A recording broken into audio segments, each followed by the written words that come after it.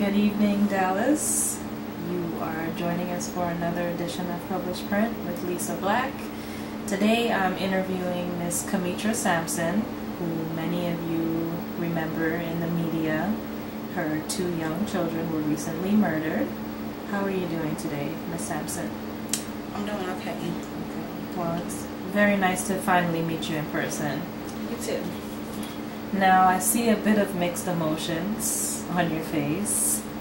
Tell me, how have things been for you and your family since having to bury your two oldest sons? I mean, literally just weeks ago.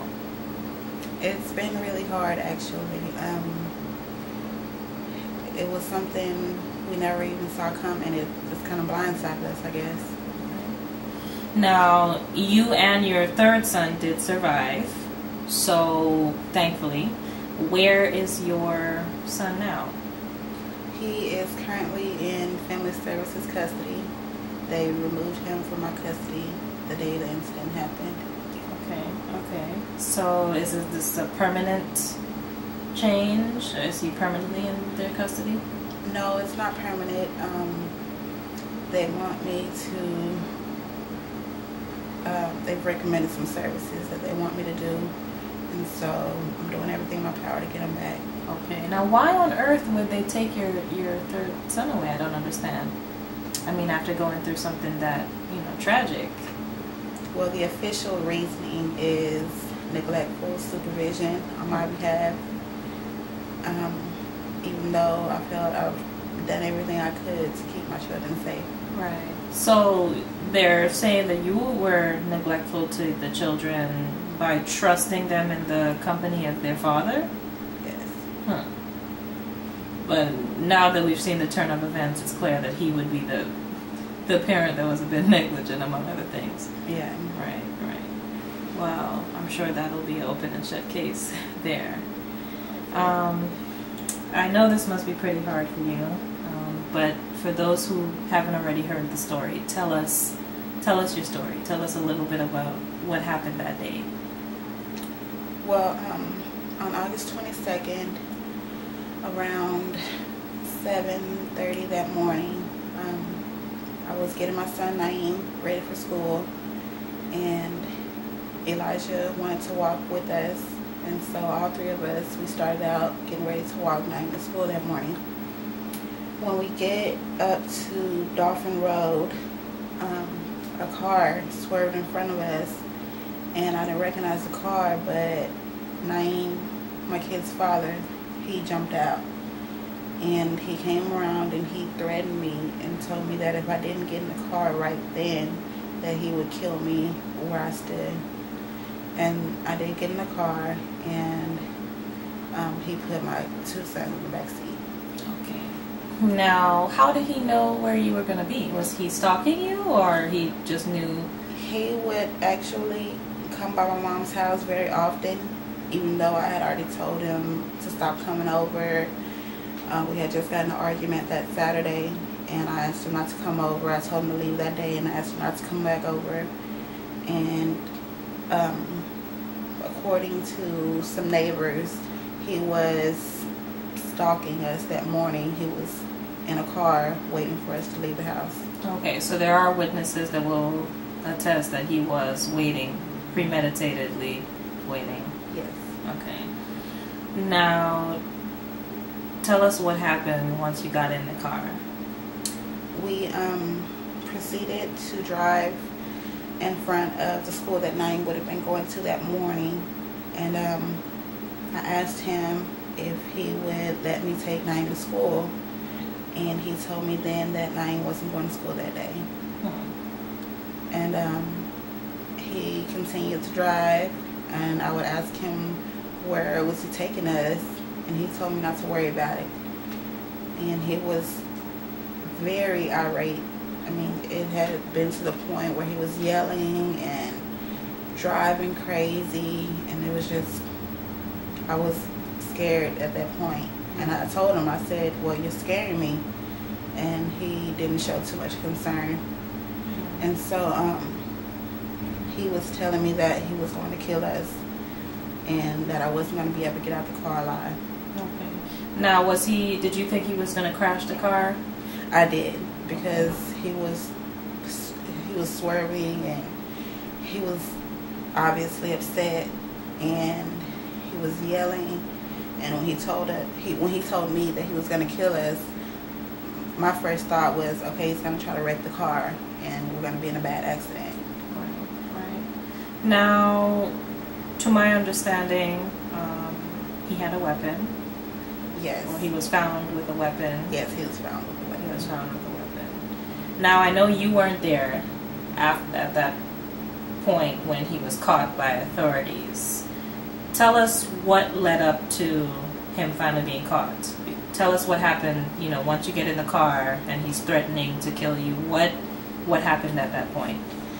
After he had told me that I wasn't getting out of the car alive, I instantly started thinking of, okay, how am I going to get out of this?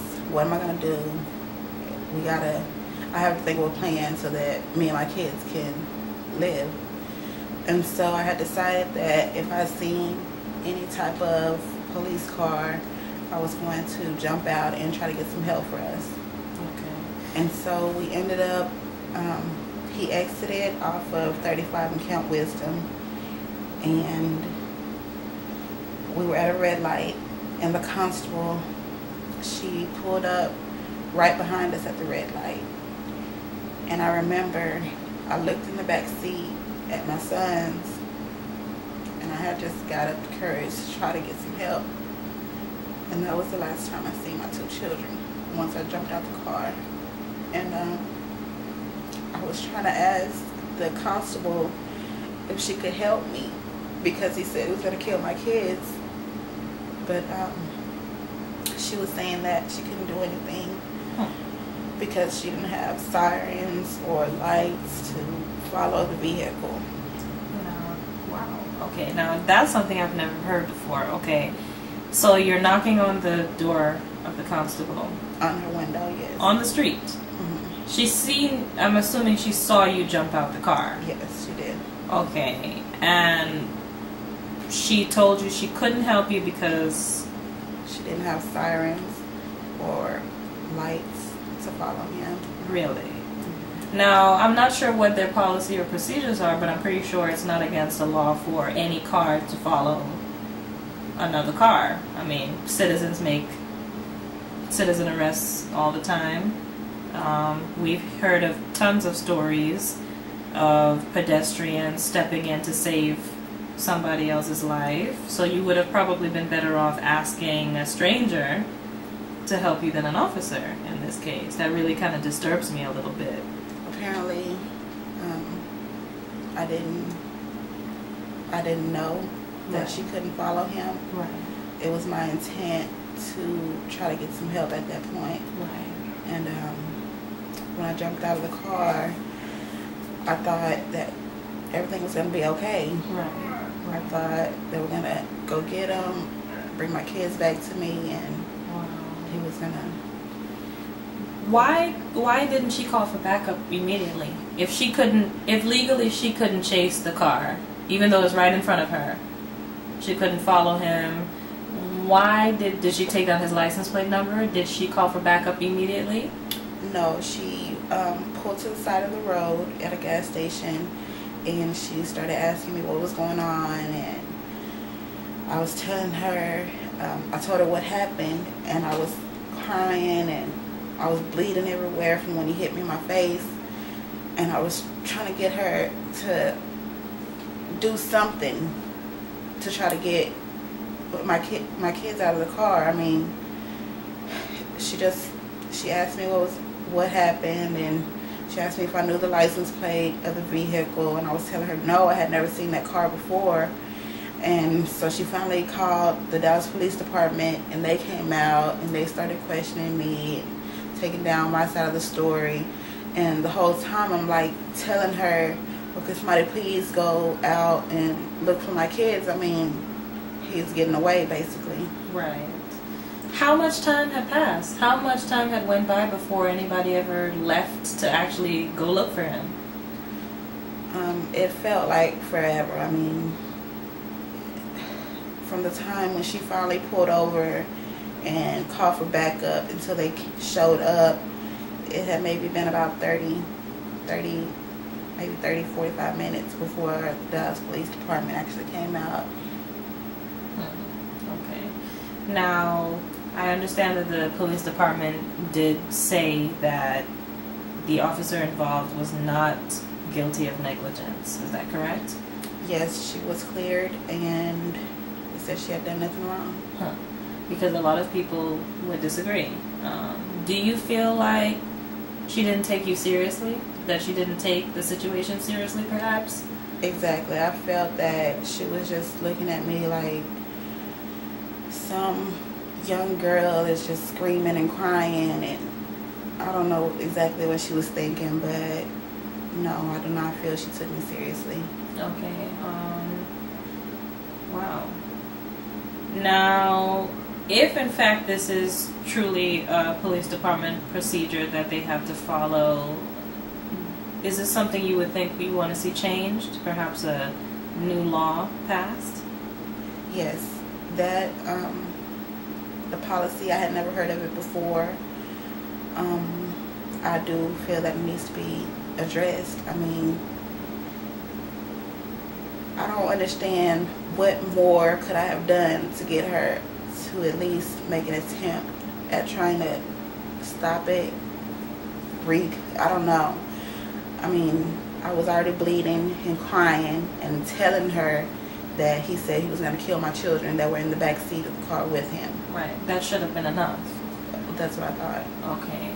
Now, I'm really at a loss for words on that. We haven't had an opportunity to hear the officer's side of the story.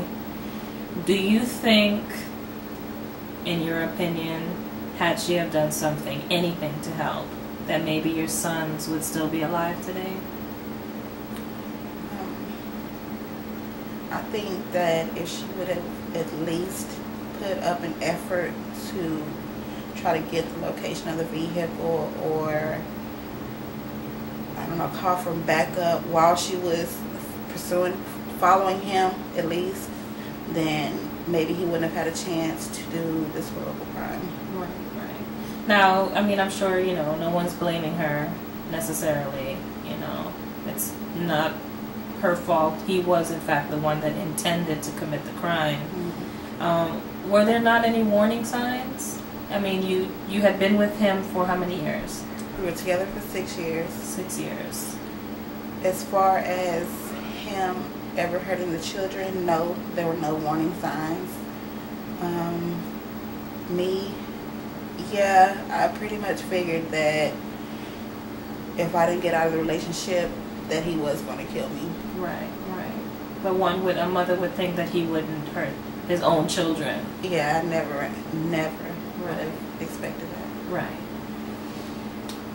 Now, the funny thing is, the officer said that, you know, the reason she refused the pursuit of the car was in fear of possibly losing her job.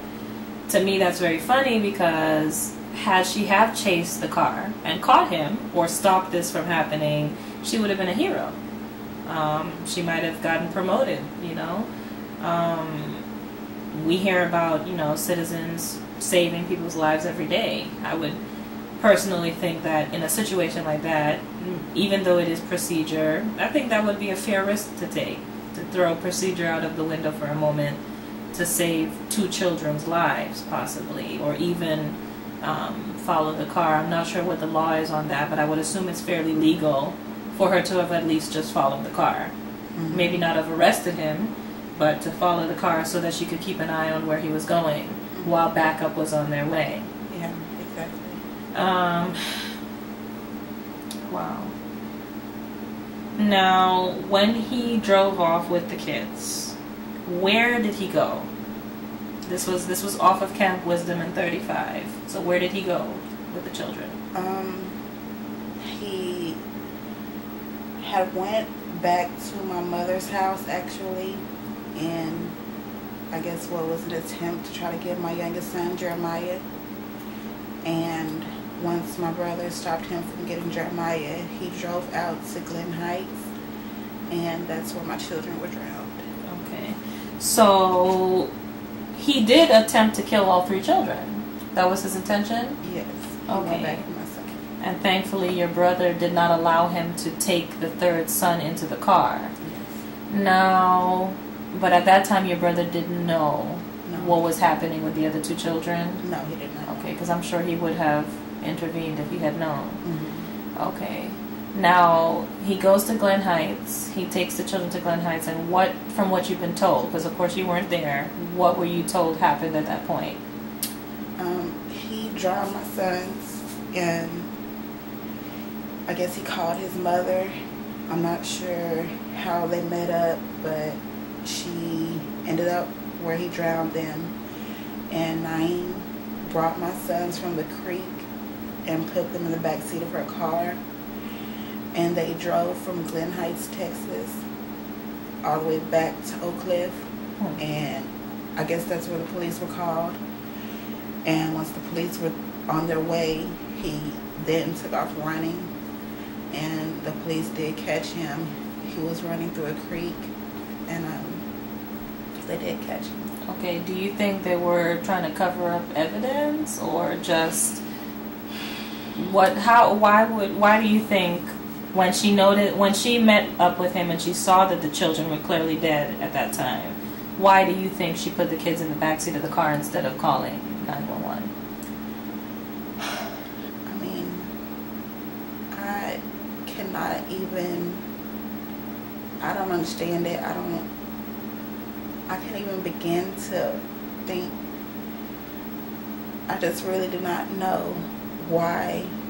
I mean, how could anybody, especially if they're your own grandchildren, okay, put them in the car, that's one thing, but then to drive around with their bodies in the back seat, right, with a murderer in the passenger seat, right. I mean, it's just, I'm not sure what her intentions were, but I do feel that maybe she was trying to cover up for him, or there was the intent to try to cover up. I'm not sure, but...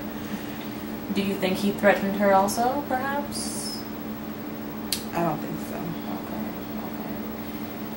Wow. Well, that's a big ordeal for anybody to go through.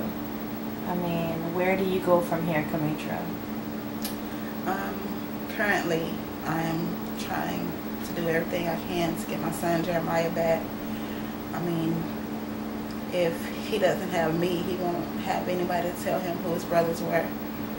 And so it's like I'm all he has and he's everything that I have. So I'm just trying to get my son back right now.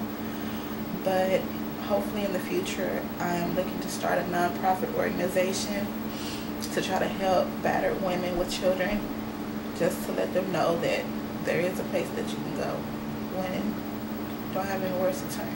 Right.